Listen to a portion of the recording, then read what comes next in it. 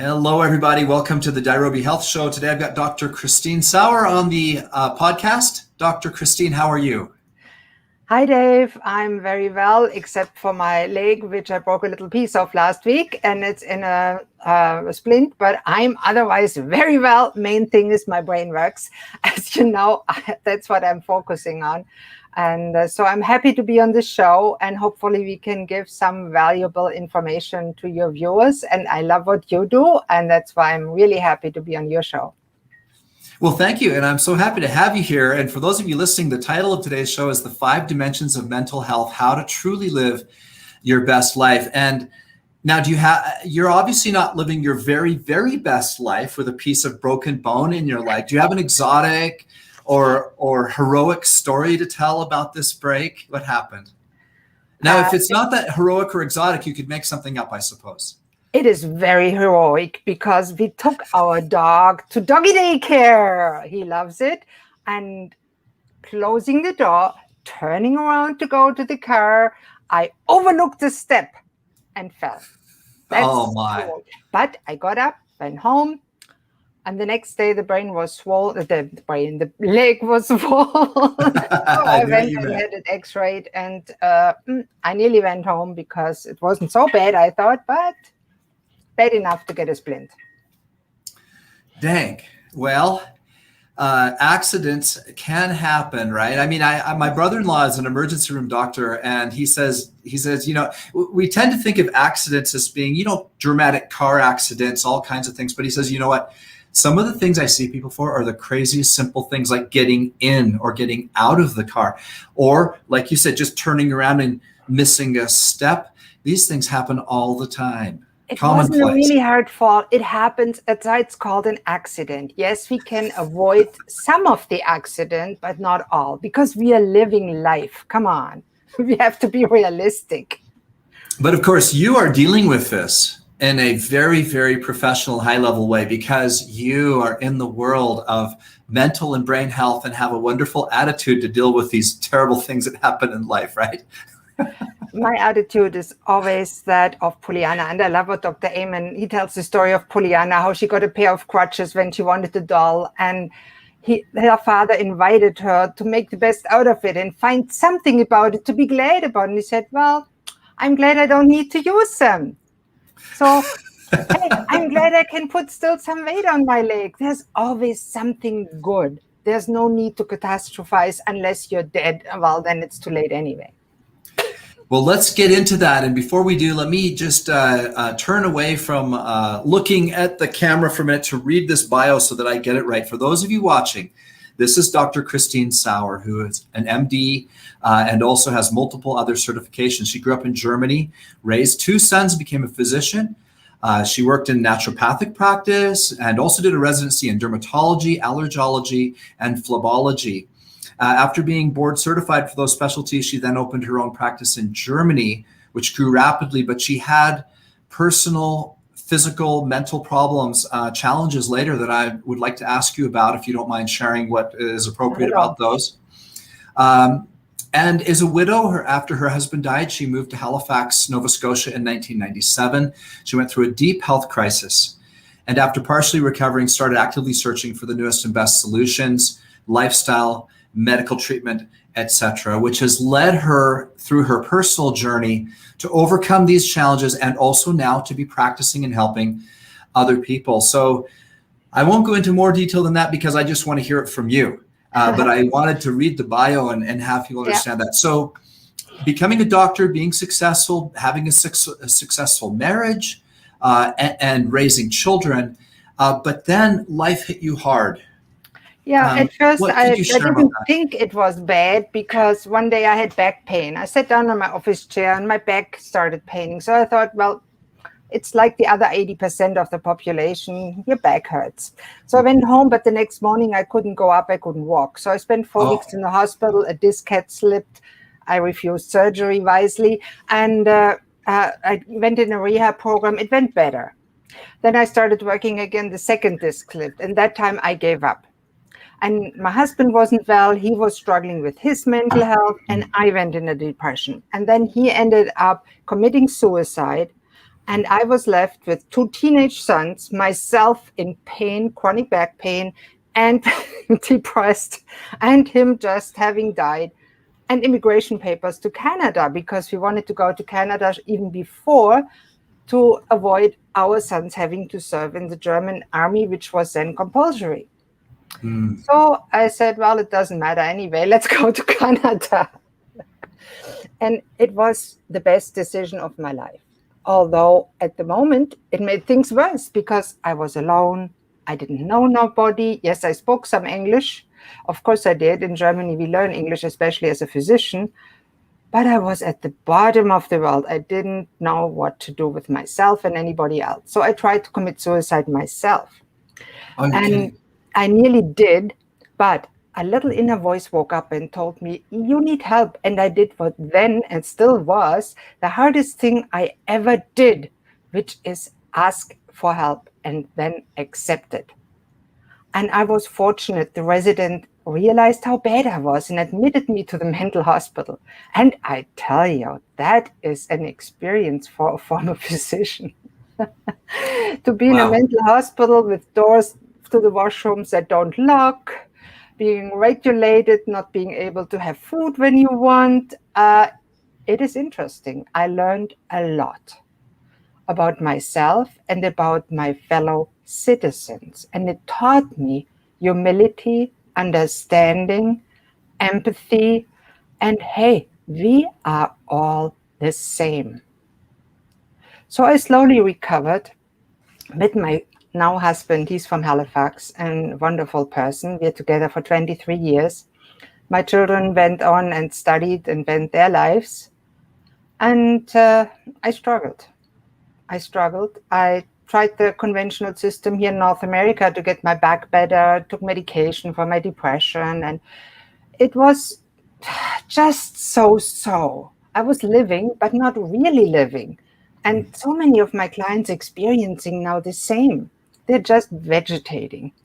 So being the researcher I always did, at some point I made a decision and I said to myself, this is not the life that I want to live for the rest of my life.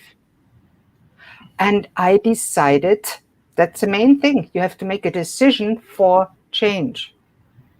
Once that decision was made, of course, my mind kicked in and I started to research and slowly discontinued safely, some very important safely, the psychiatric medications. So replaced them with healthy lifestyle supplementation. There's awesome supplements out there. I do supplement plans and got well myself. I had gastric bypass surgery, lost 150 pounds. When you see the old pictures, you won't wow, good for you. Yeah. Good for you. And I started over. And I said, what can I do here in Canada? I'm not licensed as anything. I have that medical background that I would love to use because my purpose in life always is and was to help others get well. So I said, what can I do? So I took a health coaching program and I thought, cool, now I can help everybody. You know how that doesn't work. So I went bankrupt because I didn't know how to do a business in Canada, not being licensed as a physician. So I reinvented myself and studied marketing and business and said, hey, I can work with it. And now my business is growing. I'm growing. Actually, growth is the word of the next decade for me. I have it hanging on my wall behind me. And I'm living my purpose. I'm helping others. And I discovered while talking to many business owners and professionals like me and even architects and engineers that it is not enough to just try this supplement, go to the doctor, try if that medication works. Try maybe this food that you read about in the media or Googled. You have to have a strategy and a plan. And I've found that when I met Dr. Amen, it was a big epiphany because I realized, hey, mental health is really brain health. And I researched neuroscience. I was always interested in it, but all the tools that they give us and all the action paths and the art and of coaching that I learned over time, life coaching and all the different types. And of course, I myself had lots of psychotherapy. I'm very familiar with all those different techniques. And I work together with other professionals. I love it. And I discovered that the 5 dimensions that we need to address really for all health issues, but especially when it comes to your brain and mental health. Dr. Christina, I actually want to stop you there for a minute because there's so much there that you've just said. And right now, of course, we've just been through a pandemic. And during the pandemic, of course, we've been through a situation where many people have been locked at home. Many people who had mental health problems got worse mental health problems. And dealing with the pandemic is a very, very difficult situation for health professionals because we know there are many realms to our health. Many people feel better being out and about. People are better in social situations. So to take people who maybe have already been struggling financially, physically, mentally, and then suddenly have them locked at home, suddenly often losing their livelihoods, sometimes being locked in domestic abuse situations. We've had a rise in suicide. This has been an awful time on multiple levels. And you have been there. I mean, you mentioned in your comments that we're all the same. And I love that sentiment. At the same time, I'm not sure how many people have been rock bottom like you have, to have lost your life partner, your husband, while struggling with physical problems. We're talking 2 of the most traumatic, difficult things a person can go through. At the same time, for many people, it's unimaginable to be hit with that type of trauma and grief. And so before we jump into the 5, and I know the 5 are part of the solution, I totally get that. But I just want you to speak from your personal point of view again, just for a minute, to those that,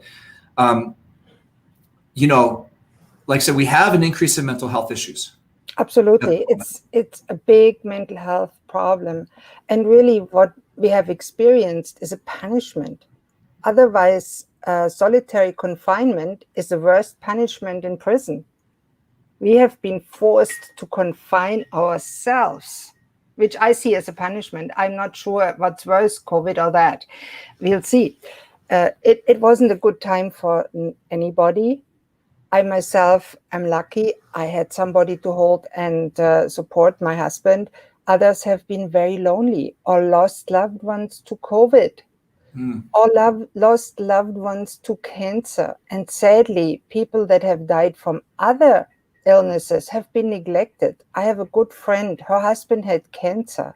He was treated second-class citizens because it was all about COVID. Yes, COVID is important, but every person is an individual and has to be recognized at the struggle. And it's time that we recognize that there's lots of helpful professionals out there that can help with those struggles. And COVID was awful for most people.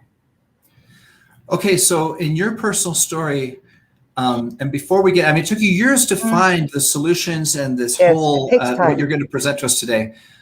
But I still would like to know, and I imagine listeners would like to know, what was the epiphany or the event or the knowledge or the relationship, or what was it that helped you stop wanting to end it all and carry on? You mentioned you made the decision. Why did you make that decision? That is a very good question.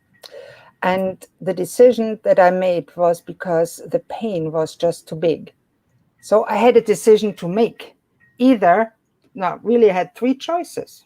Kill myself, which I really didn't want to do. I have children, I had a husband, I had a dog. I had stuff to live for on a very low level.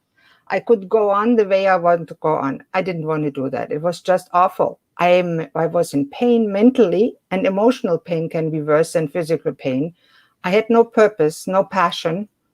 I was just struggling along. I was in pain all the time. I didn't know what to do with myself. I ate milk chocolate, my big addictive thing. I ate some supplements, but it wasn't the right ones. And I just tried this and that, just like most people do. And I watched TV all day. And at one night I couldn't sleep, and I was thinking, and I read books. Of course, I always read books in my life. One of the most pivotal books I really love is by Carl Rogers on becoming a person. I read that when I was 16, and I remembered that. And then I read Dr. Amen's books, Change Your Brain, Change Your Life. And I realized there's a lot of truth in that. And so even back then, it was Dr. Amen's stuff. It was not really just Dr. Amen's stuff. No, it was, I made the decision by myself because I wasn't happy. I was absolutely not happy. I knew something had to give, something had to change. I thought about, even in medical school, we had seminars in thanatology, the death science, and we made our own obituary. And I thought bad about that time. And I said, when I'm dying, I volunteered for hospices where people were dying, because I wanted to talk to dying people and see how they experience looking back to their life. And none of them said, I wish I had worked more. I wish I had watched more TV. They said, I wish I had taken the risk to really do the things that I wanted to do. Yeah. I wish I had loved more, experienced the love of others. So that came back to me in those nights. And at some point I made the decision and said, what do I want with the rest of my life? What do I really want? Do I want to watch TV all day and sit on the Chesterfield and just go downhill, end up in the nursing home? No, that's not for me. I mean, there's people that are happy doing that. Good for them, not me. I wanted to leave something make a difference. Like most people, I wanted to leave a legacy, make a difference in the world, help others, because Dr. Amen calls it the dragons from the past, that you want to be of significance to the world. Be of positive influence, be a good role model to the future generations, and show them that aging does not mean that you have to just go downhill and end up demented and sick. But if you do the right things at the right time, you can reduce your risk to get all those nasty things that we don't want.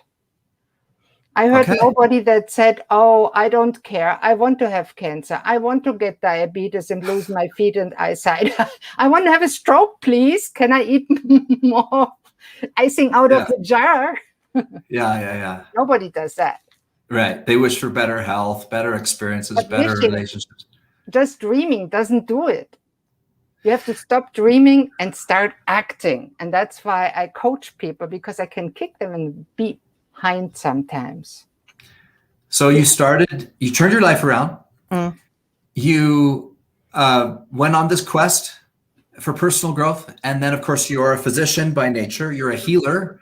Yeah. It's part of who you are, based on just your bio, what you studied, what you were interested in. And now you have come up with these 5 dimensions. Let's talk about that. Yeah, and being a physician and a naturopath, which in Europe is not unreasonable and easy to do, I discovered that there's really 5 dimensions to mental health. Hey, here's my hand. And the first dimension really is physical health, our physical body, the organ systems, mechanical parts, biochemistry, physics, anatomy, physiology, and that. Then there's mental health. And really, have you thought about what mental health really means?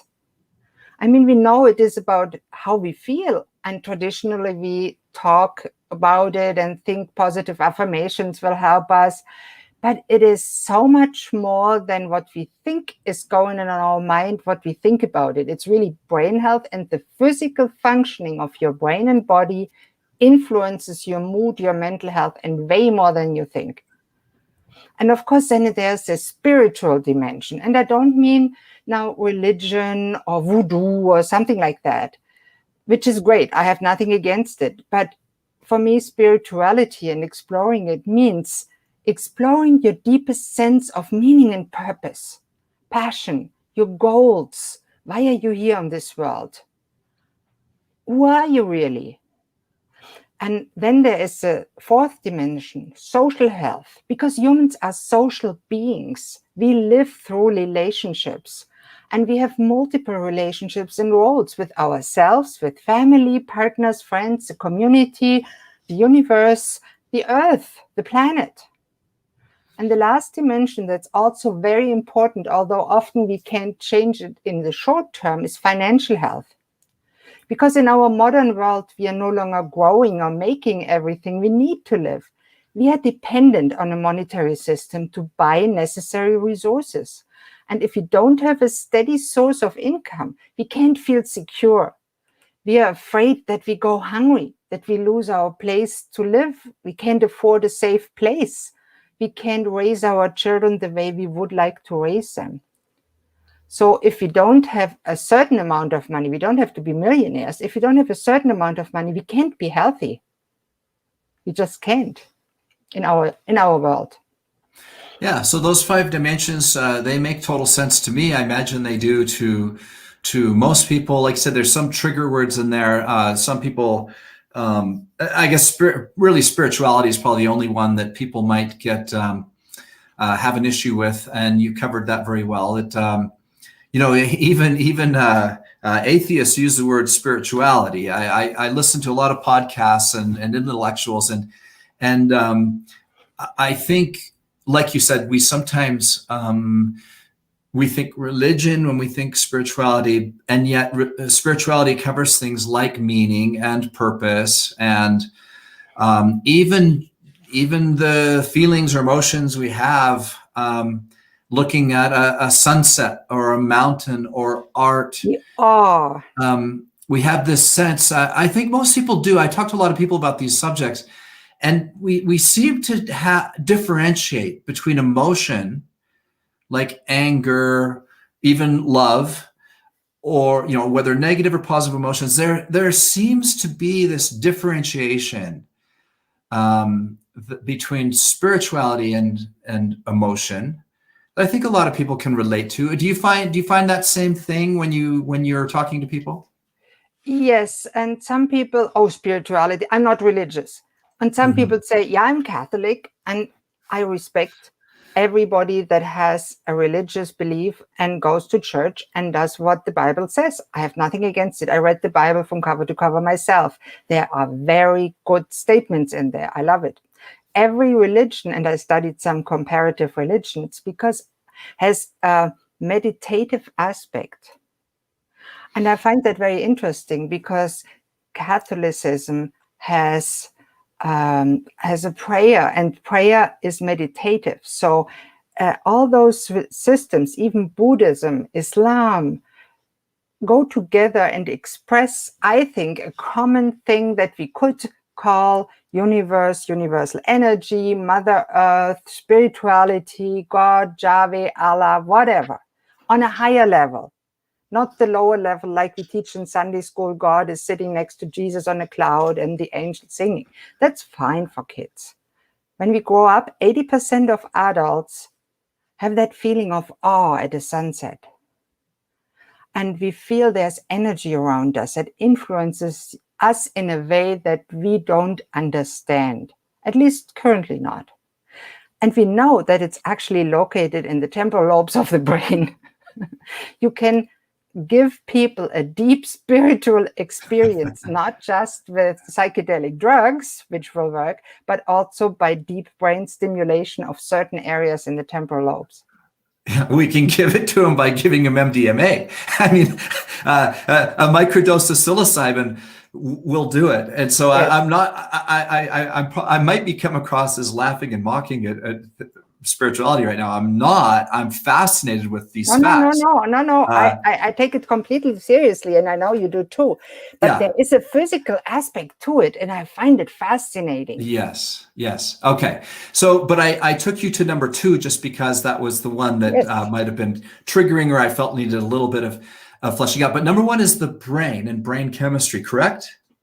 The brain regulates everything we do. If our brain is not functioning well on a complete level in all 5 dimensions, we are not successful in life, whatever success means to us, whether that is being successful as a parent, as a friend, as a partner, as a business owner, if our brain does not function optimally, is not optimized, nothing works. We make bad decisions because our brain makes our decisions for us before we even know, before we even become aware that we just made a decision. 15 milliseconds before that, and we can prove that in brain studies, the brain already made the decision for us. Yeah, and for those of you listening that this freaks you out a little bit, I can prove it to you right now. If we simply stop talking, all of us, everyone listening, me, Chris, we just stop talking, sit silently, simply don't think at all. Don't have any thoughts, just for 10 seconds. We'll just stop. And we don't have to do it right now. Do it after the show. No one likes dead air in a podcast. But simply spend 10 seconds not thinking and watch what happens. Because the thoughts come, even though you don't want them. And we actually find we don't even control our own brain the way that we think we do. And that's something we can observe in 10 seconds.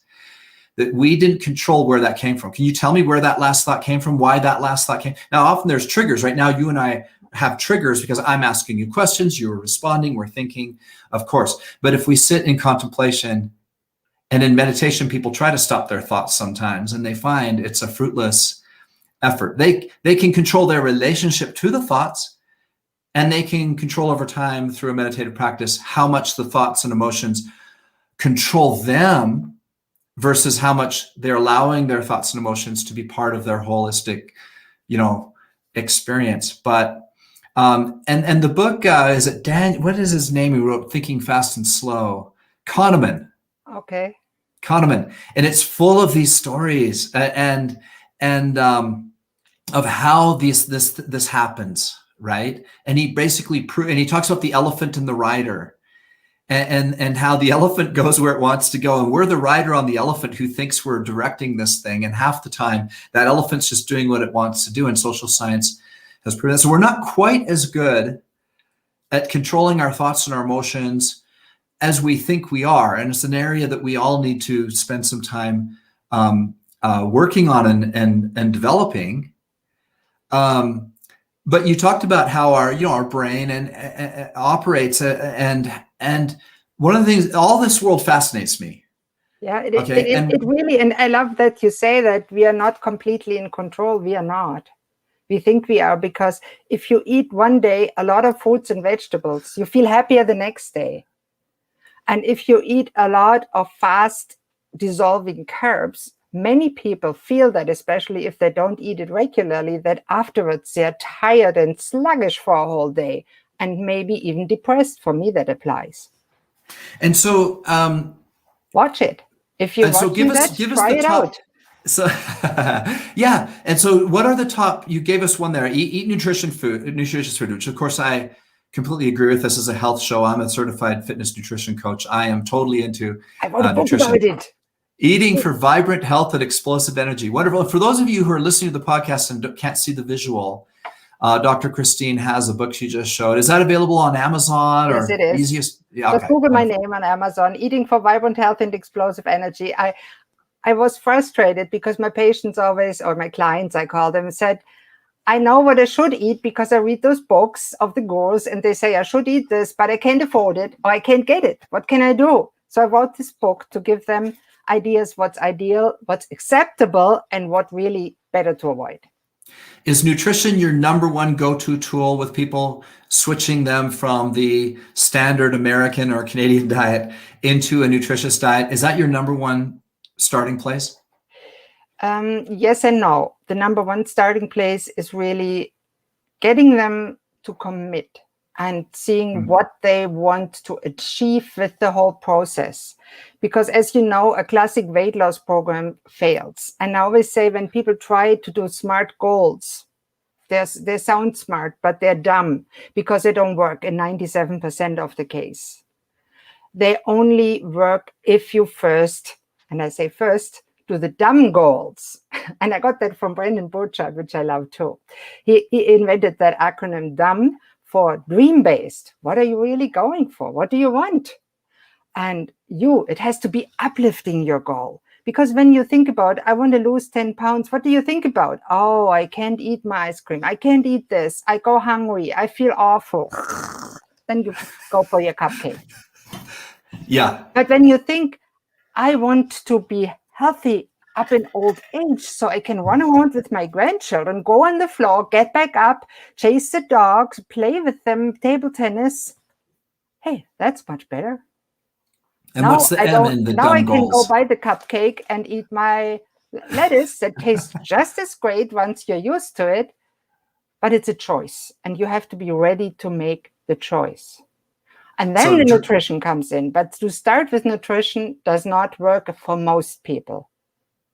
Yeah, if they don't have a purpose, a really strong purpose. But the dumb goals, so dream-based, uplifting, method-based. Then you have to choose a method, because of course there's thousands of diets around, and most of them are very well designed, like the DASH diet, keto, paleo. They all work for some people. Intermittent fasting. I wrote a book about intermittent fasting. The F-word diet. Very nice book. Nice title. Go to Amazon, just look at it because of the title page alone. The F-word diet, for those of you that didn't catch that. Look at the fork on the title page. You won't regret it. You don't have to buy it, only if you want. But it's a good laugh. The designer made a great job. And so there's hundreds of diets. And you have to choose a method that works for you, allows you to eat the foods that you love, but that you also love you back. And the fourth one, the B, is behavior-based. So then you have to choose behaviors, and to continue to do the behaviors, to do the things, to actually do the things, the actions that get you the results. You often need a coach, guide, somebody to keep you accountable and kick your bum up, pick you up when you fell off the wagon. Okay, dumb goals. I like it. So, and this is all part of number one of That's your all 5. Part of a little bit. A little tiny thing. A little tiny bit. So should we move on to number 2, or do you have anything else to say on brain health before we move on? Usually what I do with my clients, I go a 3-step process, and I'll just shortly mention it. It's AIRON. I call it AIM for health, or AIM for brain health. The A stands for assess, because most people don't assess it, the issues that go on properly. Even doctors, you go to a doctor, they ask you how you're feeling. Bad. Here's an antidepressant. That's not an assessment and an analyze. So that's a very meticulous process. Number 2 is the intervention phase. So you don't start with intervention, you start with the assessment, then the intervention, and then the maintenance phase. And I go much more in detail in my program page, which will soon be on my homepage, a link to it, and you can check it out there. Okay, before we move on from that though, what would you say are some of the biggest things people are doing to hurt their brain health? The biggest things are, they don't think of the traumatic brain injuries they have, either from sports. Playing football is a major, or hockey. Any concussion that is not fully healed, or even if it is healed, if you have a series of concussion, it will damage your brain. You have to do something about it. Then the toxicity. Some people still don't wear face masks when they're painting the house or painting the car. That damages the brain. Of course, if you do drugs, alcohol, even smoking marijuana, CBD oil is a different pair of shoes. But smoking dope is not good for the brain. The same, drinking alcohol is not good for the brain. A little glass of wine every now and then, no issue. But everything, even in moderation, Dr. Amen always calls moderation is an excuse to cheat. Yeah. And yes, it is making the better choices. So that is very important. Okay, fantastic. Well, let's move on to number 2 then. So number 1 is brain health. Number 2 is physical health. It's all brain health. The brain is what makes us successful and gives us a better life. But but I mean, in the 5 dimensions. 5 dimensions is a physical part that is when it affects our body, the hormones, right, inflammatory markers, fatty acids, and of course it all goes together. Gastrointestinal health, thyroid, kidneys, liver, all those organ systems work together and work on the brain, because the brain is very oxygen hungry. The brain has the greatest nutrient consumption of all organs except the heart. The brain is 2% of what our bodies weight, but takes 20 to 30% of our oxygen, blood flow, and nutrients. And if the brain doesn't get enough micronutrients, we can't think properly.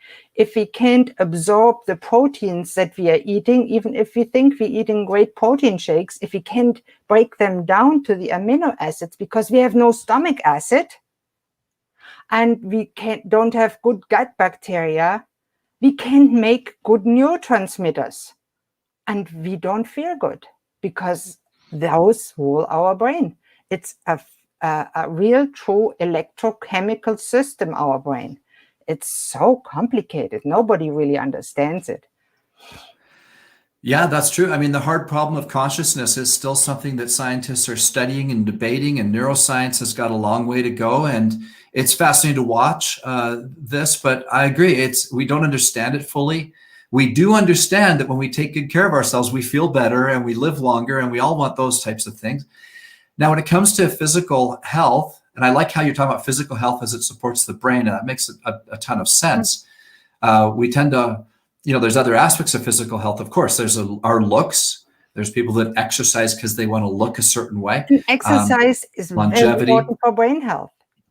Exercise increases blood circulation generally to the muscles, gives you the six-pack you want, gives you the pretty skin you want, but it also increases your brain power, especially high-intensity interval training, well known. So is that, so tell us, what types of things are you recommending for exercise? How many times a week? How often? Can you give us some guidelines that you found effective? So ideally, there's always the 3 classes that I like to look. Ideally, you go to the gym and lift weights 3 times a week for different muscle systems, so they can recover in the meantime. If you're not a bodybuilder, then you have to go a totally different regime. And then in between, you do some aerobic exercise, walking, table tennis. Table tennis is very good for the brain. Dancing to music, excellent exercise. Gardening can be good if you don't damage your back. So I always assess first, what injuries do you have? Where do you have problems? An exercise that I particularly like is the one that Dr. Zach Bush invented, the 4-minute exercise. It's on YouTube. You can Google Dr. Zach Bush and you'll find it, the 4-minute exercise. It's 3 repetition of a very fast exercise. Anybody can do it. It's high intensity. It increases the nitric oxide in your blood, dilates blood vessels. You can feel the prickling in your fingers. It increases blood flow to the skin, to the muscles, to the heart, to the brain in 3 minutes, 3 times a day.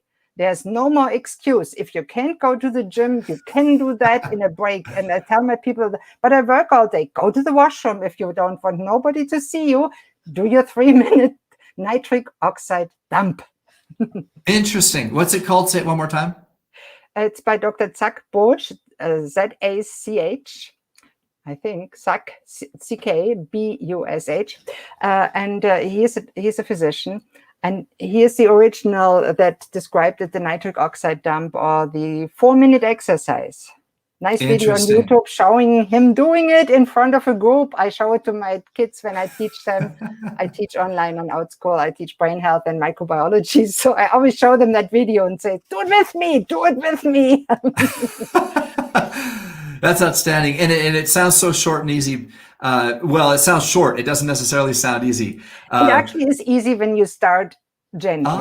And you can increase it. You don't have to do it really hard in the beginning. Okay. So you can control the intensity. Oh, absolutely. It starts with no weights, just body weight. Anybody can do it, any age. There's no excuse unless you have a serious heart condition.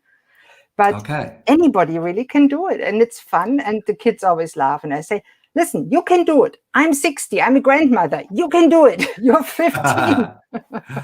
I love it. And the science is solid on this, Dr. Christine, as you already know, that high intensity interval training gives us the most bang for the buck. We've had so much time to study exercise science since it became popular in the early 1980s.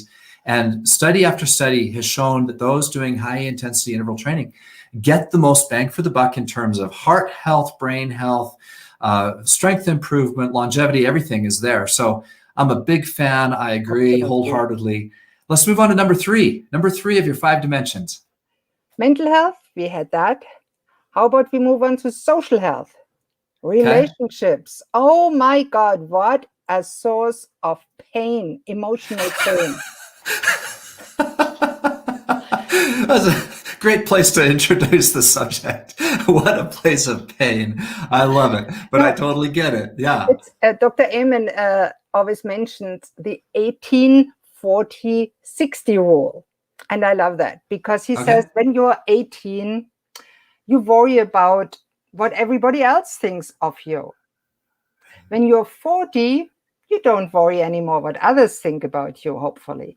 When you're 60 or older, you realize that all this time, nobody ever really worried about you because people going around their life thinking about themselves. Isn't that true? So I think worry so. about how do I look? What do others think?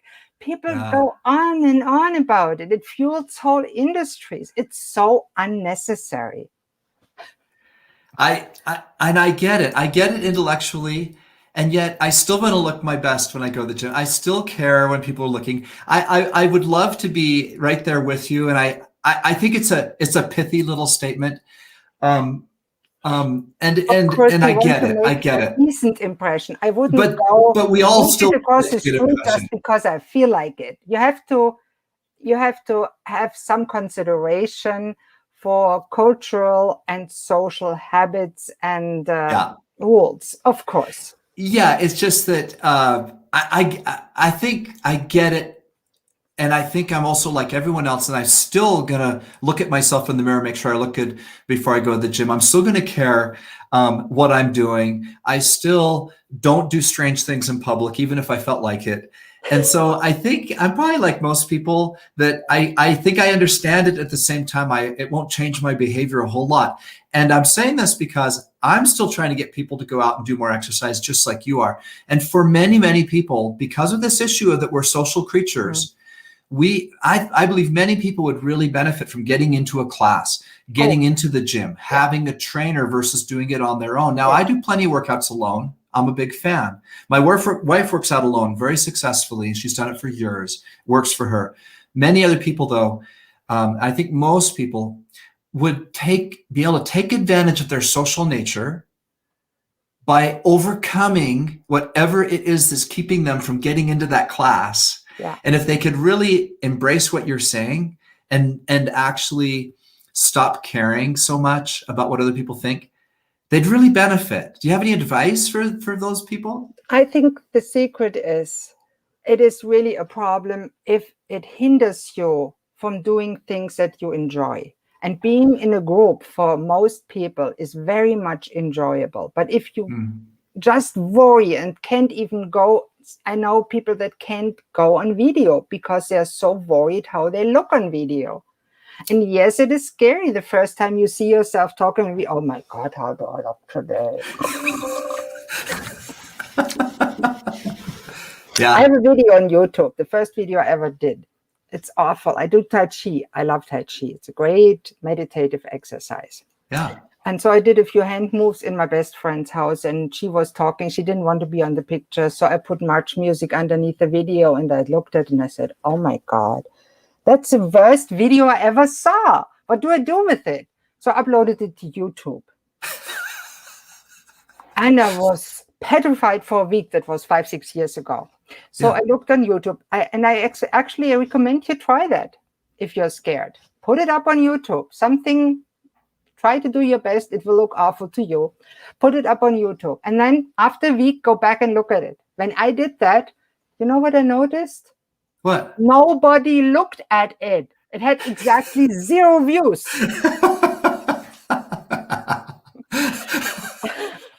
And I looked at it And I laughed at myself and chuckled at those answers, automatic negative thoughts that nearly ruined my video career, and said to me, it does not matter. Yeah. When people don't like what they see, they don't look at it.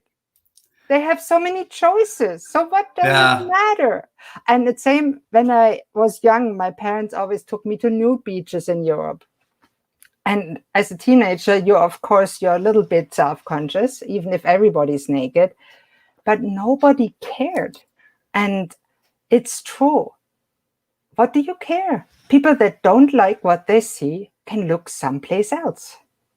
You're not forced to look at me if you don't like my looks. Right. And yes, there's social conventions we follow. Yes, I'm dressed here, so that's fine. Sure. But we need to just come out of our shell a little bit more. Let's move on to number. I've kept you quite a long time, and I want to move. That's fine. As you know, I love to talk. Sometimes I talk way too much, so sometimes I have to break myself, and I'm glad when others do the same. I don't mind it. Well, let's go to number 4 and 5 and do them, sir. I'm not saying let's give them short shrift here, but yes. What's number 4 and top tips on that? Well, the mental health we had, and the top tips is change your ANTs, your automatic negative thoughts.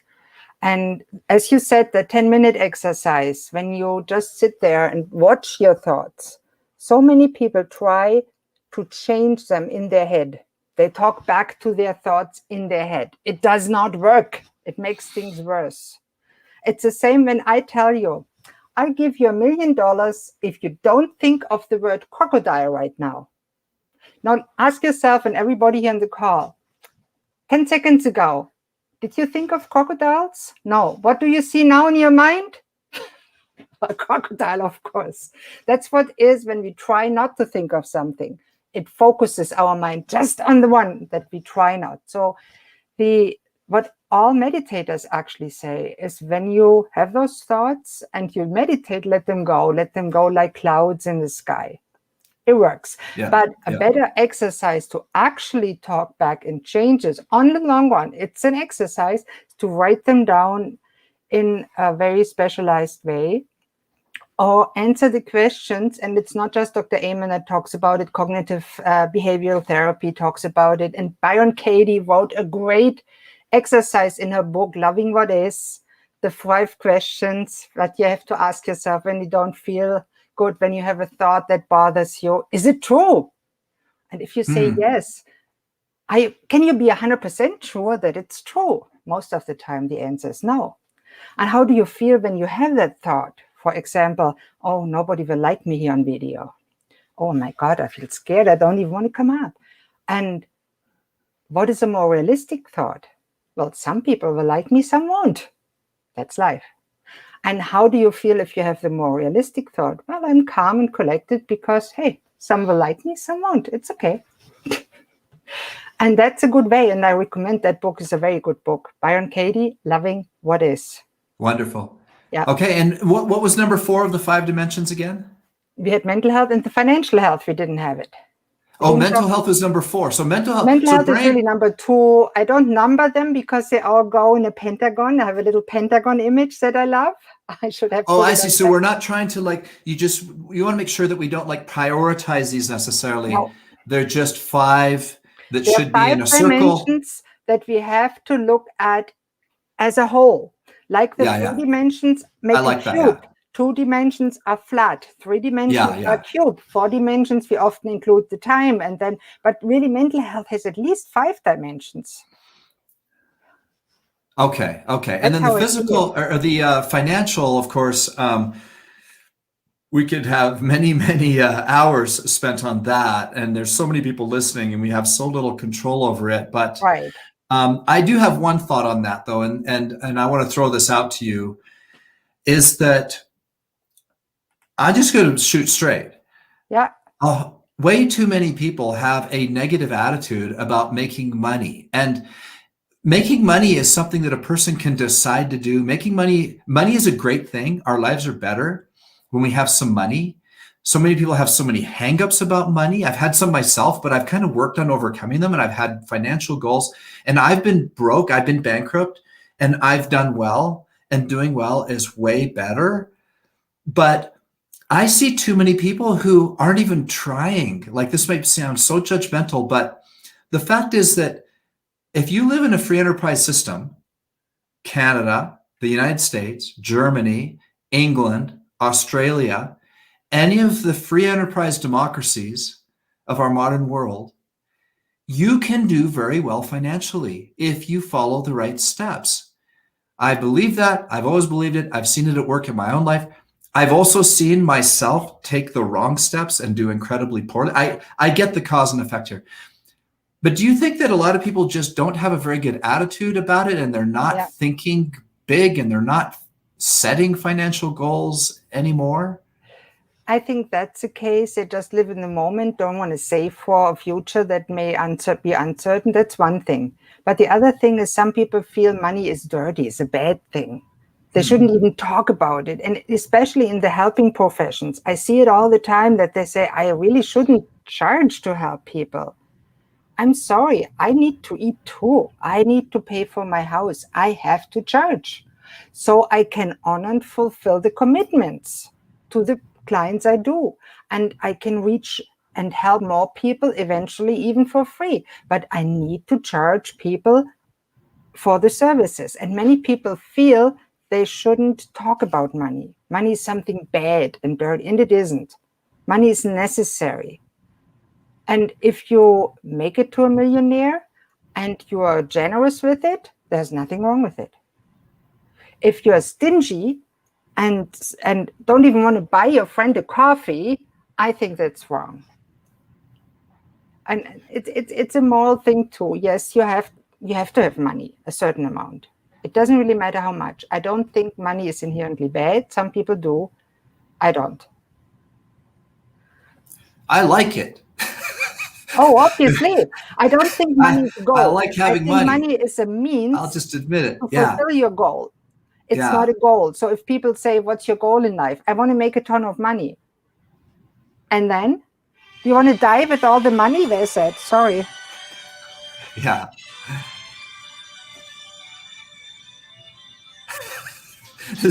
Your phone is hiding, and I don't know where I put. I thought I didn't have it. I'm sorry, I'm a little immobile. Yeah, right. You've got your foot in a cast. You can't. Don't worry about it. I'm sorry. That's the ubiquitous cell phones. Well, we never talk about money here on the Aerobic Health Show. I don't think it's ever even come up. But being one of the important dimensions of life, absolutely, of course, makes total sense. And when you see the success of business coaches, everybody wants it. Everybody feels they need it, and everybody needs it. We need money. We don't need to be rich, and we don't need to have all the goodness. There's a good book by Erich Fromm, who was a psychologist in the 20th century in the middle, To Be or to Have. Very good book about the differences between having something and being something. That's interesting. Because in life, in the end of our life, it doesn't matter what we have. It matters what we are. So if we use the money we make earlier in life or later in life to become what we want to be, and then grow as people and become and be the people that we want to be, then we can close your eyes at the last day and say, I had a full life. But if we just amass money and have others enjoy the fruit of our labor, because what's the good about it? We live and we die as old, stingy people. And everybody says, I'm so glad that old F ... is dead. All he wanted in life is make money. Yeah. I'm really of the mode that if we follow our passion, the money will follow. That we shouldn't necessarily chase the money. And I'm embarrassed to think back at times in my life where I've dreamed of sports cars and fancy things, and that's embarrassing to me now, financially, because of course life has changed, and something happens over time with just age and maturity and family. You know, I now have grandchildren, and you know, to have the money to go see my grandchildren who don't live close by is a wonderful thing. But if I'm chasing the money so hard that I never have time to go see my grandchildren, you know, then of course I'm off the rails. It doesn't make sense. There's always the thing between money and morality, and there's always things you're not proud of. I'm not proud. When I was a physician, I took the invitation of pharmaceutical companies to travel to Oslo, Norway. It was great, but I never thought about that they expected me to prescribe their medications in return, which is a truth. That's what they do. So that is, in my current ethic, no longer acceptable. But when you're young, you don't think about things, and you dream of sports cars, and you buy sports cars. Hey, it's okay. Why not? You're young. But then you change over life, and it's okay. And it's okay to change, and change is a good thing if it is a growth pattern. And the growth pattern is always up and down and up and down and up and down. There's no steady growth in life. There will be a roadblock, and you start growing again. You learn the most from your low moments. Okay, so we got just a couple of minutes left here. What kind of advice or resources are you giving people in the financial realm as a coach? The best thing is, whatever you're working at, do the best you can at the time. Whatever. If it is cleaning toilets, be a good toilet cleaner and make your money honestly cleaning toilets. But then use the money to maybe take a course to progress to the next step. It's no shame starting low and working your way up. The richest people have started doing sweeping floors. It's okay. And when you have the money, use it wisely. Don't just amass it and worry about it, and think about how you can manipulate poor people. Think about how you truly can serve humanity with the money, the gifts you have. Okay, beautiful. Any books or resources that you recommend for financial management to clients? Not quite.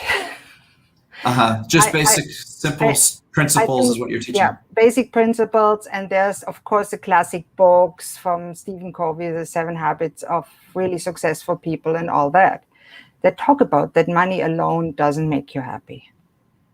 Yeah, that's the best-selling book of all time. He's from our parts. As a matter of fact, I'm in Provo, Utah, which is where he was living when he died. He started his business here in Provo. So around here, Stephen Covey is really famous. But he did write the best-selling personal development book of all time, 7 Habits of Highly Effective People. And I highly recommend that to people still. It's a good summary of what's important. It's a wonderful book. Yeah. Well, Dr. Christine, thank you so much for being on the show. You've given us a lot of different nuggets and tools and ideas and resources. And of course, there's some people that could really benefit from connecting with you and your coaching. How do they do that? The easiest way is go to my website and go to the services page and get a free call and get together with me on a Zoom call, and let's chat about what's going on with you. And I either give you a few pointers and tell you this or that person is the best for you, or maybe you want to work with me. It's totally up to you. I don't care. That half hour is completely to give value to my people that choose to connect with me. And of course, you can follow me on social media, subscribe to my newsletter. I do webinars and podcasts, among others. A great Dave Sherwin and his brother Austin are on. My son, actually. But, your son? Okay. Yeah. You look so young, Dave. And everyone listening, go and find that video and like it so that Dr. Christine can see that people saw her Tai Chi video that she put up. It's called WTF-exercise ? And I'm not offended if you put a down thumb on and say, oh my God, that's the best video I ever saw. Oh, that's hilarious. Well, Dr. Christine, and for those of you that in that video. Funny. Okay, well, I'm curious now have fun. To go see it. But Dr. Christine, thank you so much for being on the show. You have a really amazing personal life bio. You've been through so much. You've accomplished so much. You've also been through the dark night of the soul maybe on a level that other people could never even relate to. I know I can't, as I think through what you went through and what you overcame, and how you have put your life back together. Now you're helping other people. It's a wonderful story. Yeah, it is very humbling and rewarding, and I'm so fortunate that I'm able to do that. Thank you. And thank you so much for coming on the show. I appreciate it. And for those of you watching, this is Dave Sherwin wishing you health and success.